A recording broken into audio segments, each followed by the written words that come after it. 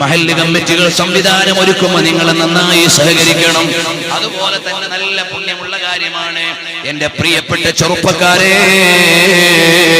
നിങ്ങൾ ഈ ഒരു റമദാൻ മാസത്തിൽ കടയൊക്കെ അടച്ചിട്ട് അതാ തറാവിയൊക്കെ കഴിഞ്ഞിട്ട് വീട്ടിൽ പോയിട്ട് ഒരു ഭക്ഷണം കഴിച്ച് രാത്രികാലങ്ങളിൽ വന്ന് പള്ളിയിൽ കൂടിക്കോ. എത്തിക്കാഫിന്റെ കൂലിയില്ലേ, ഒന്ന് ഖുർആൻ ഓതിയിട്ട് കഴിച്ചു കൂട്ടിക്കൂടെ.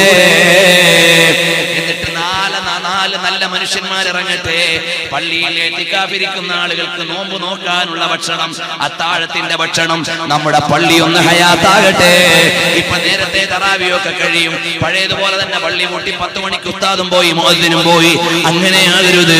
റമദാൻ മാസമാകുമ്പോ നമ്മുടെ പള്ളി ഹയാത്താകണം. അതുകൊണ്ട് ഈ നാട്ടിലെ ചെറുപ്പക്കാർ ഒരുങ്ങണം.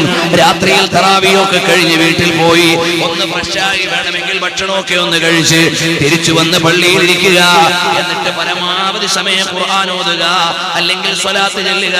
കുറച്ച് സമയം ഇരിക്കുമ്പോൾ ഉറക്കം വന്നാൽ ആ ഓതോടുകൂടി ഉറങ്ങിയാലും ഇഅ്തികാഫിന്റെ കൂലി നഷ്ടമല്ല. അങ്ങനെ ഈ പള്ളി ഒന്ന് ഹയാത്താക്കണേ. വസല്ലാ ലില്ലാഹി വന്നാസു നിയാം.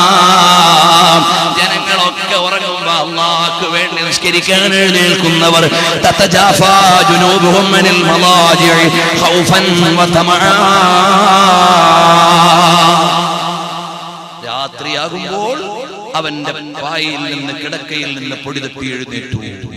എന്തിനാണ്? ആരെയും ബോധിപ്പിക്കാനല്ല, അല്ലാഹുവിനെ ഭയന്നു. ഖൗഫൻ വതമആ. അല്ലാഹുവിനെ ഭയന്നുകൊണ്ട് അല്ലാഹുവിൽ ആശ വെച്ചുകൊണ്ട് എഴുന്നേൽക്കുന്ന ആളുകൾ അവർ മുത്തഖീങ്ങളായ ആളുകളാണ്. അതുകൊണ്ട് നിങ്ങൾ രാത്രി മുഴുവനും അല്ലാഹുവിലേക്ക് നിങ്ങൾ ഇബാദത്ത് ചെയ്യണേ.